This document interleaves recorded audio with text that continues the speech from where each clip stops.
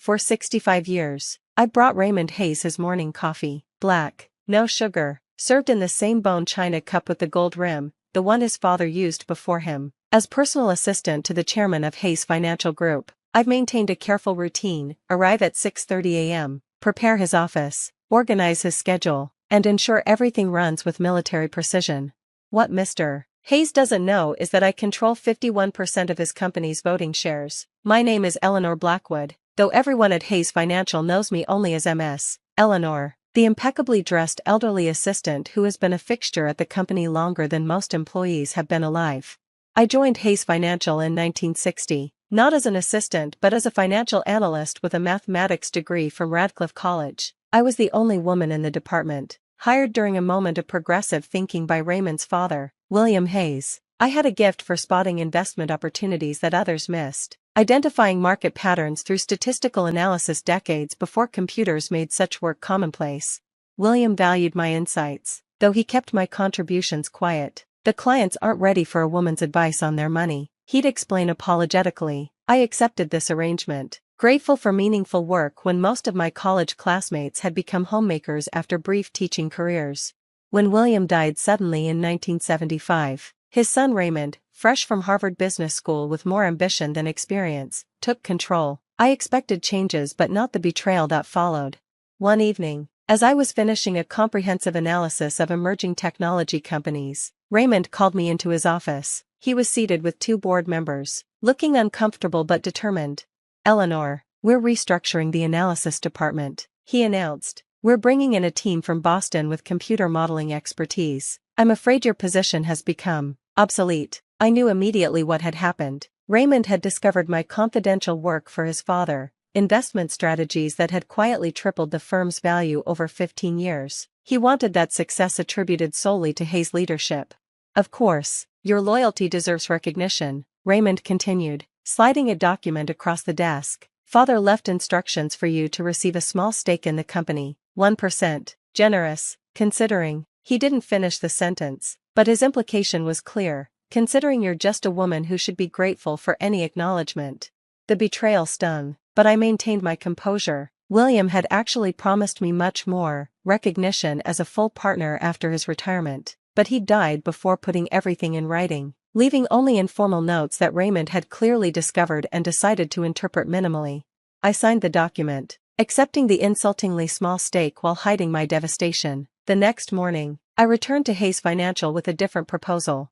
"I understand your decision regarding my analyst position," I told Raymond, "but your father always said organization was the backbone of this business. Perhaps I could serve as your personal assistant? No one knows the firm's operations as I do." Raymond seemed relieved by my lack of bitterness and agreed immediately. He assumed I was a spinster who needed the job, grateful for any role. He never questioned why someone with my qualifications would accept such a demotion.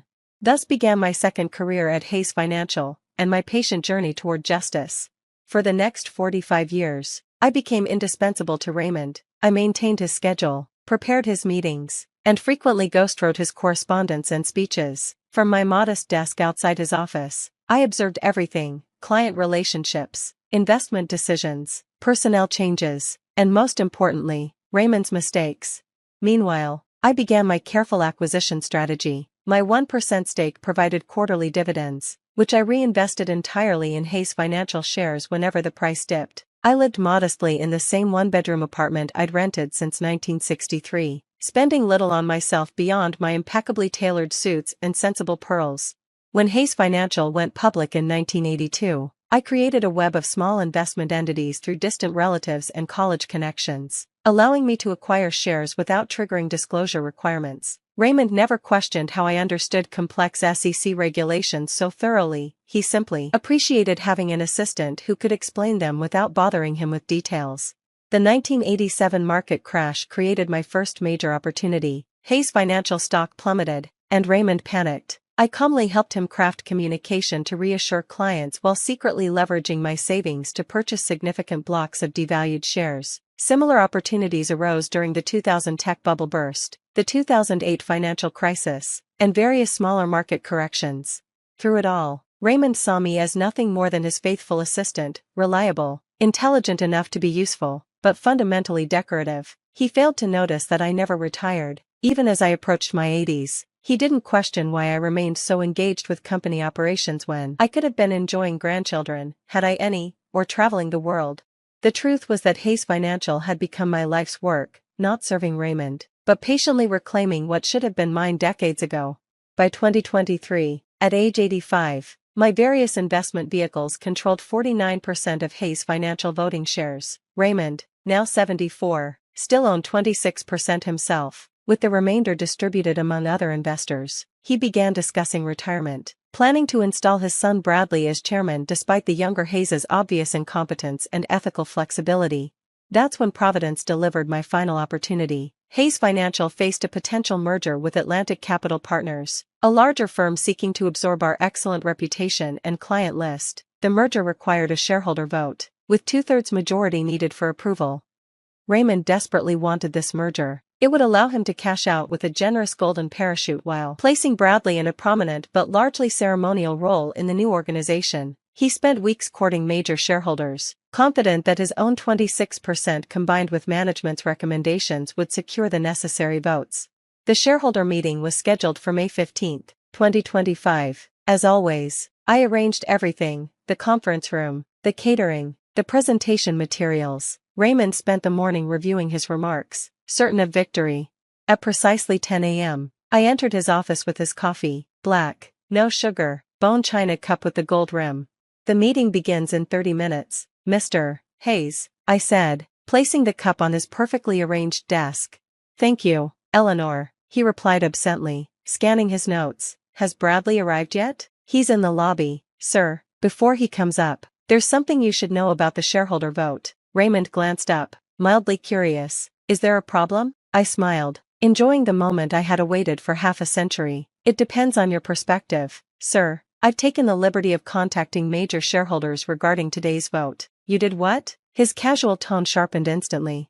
I've been discussing the merger with Westfield Investments, Barton Holdings, Sheffield Trust, and Lakewood Partners. They collectively hold 25% of voting shares, and they've agreed to vote against the merger. Raymond's face flushed. Those are my contacts. Eleanor, what gives you the right to interfere? And why would they listen to my assistant? Perhaps because I also represent Phoenix Capital Group, I said calmly. We control 26% of Hayes Financial shares, and we're also voting against the merger. Raymond stared at me, confusion evident. Phoenix Capital? I've never heard of. It's one of several investment vehicles I've established over the years, I explained, sitting down uninvited across from him. Combined with my personal holdings and proxy agreements, I control 51% of Hayes Financial voting shares. The merger will not be proceeding. The shock on Raymond's face was everything I had imagined during 65 years of patient waiting. He opened his mouth, closed it, then finally managed, "That's impossible. You're my assistant." "I was never just your assistant, Raymond. I was your father's most trusted advisor. I built the investment strategies that made this firm successful, strategies you claimed as your own. When you pushed me aside 50 years ago, you thought you were dealing with a woman who would accept whatever crumbs you offered. You were wrong." He stood abruptly, knocking over the coffee cup.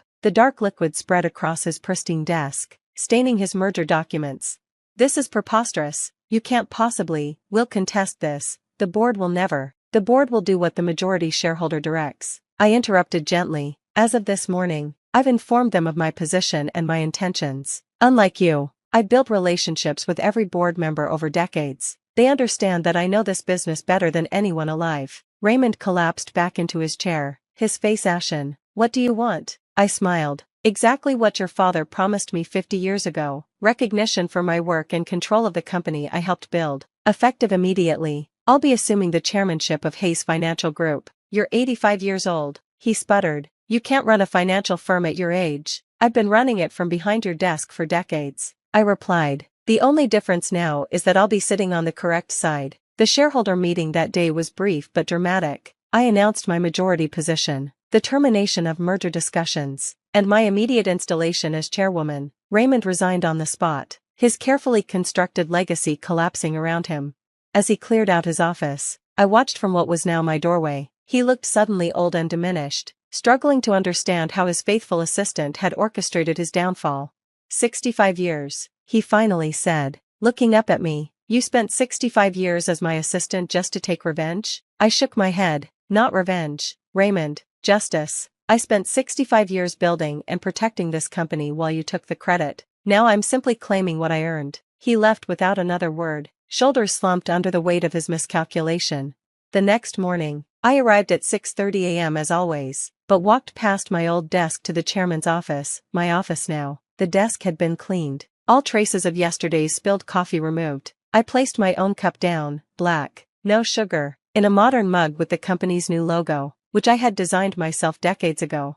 I looked out over the Manhattan skyline as the rising sun illuminated the financial district. Hayes Financial, soon to be renamed Blackwood Financial Group, would announce a new direction today. Our first initiative, a scholarship and mentorship program for women in finance, ensuring no one else would wait 65 years for recognition. Sometimes, I reflected, the most powerful person in the room isn't the one behind the biggest desk, but the one who understands that true power comes from patience, preparation, and persistence. Raymond Hayes never understood that, but I had all the time in the world to teach him.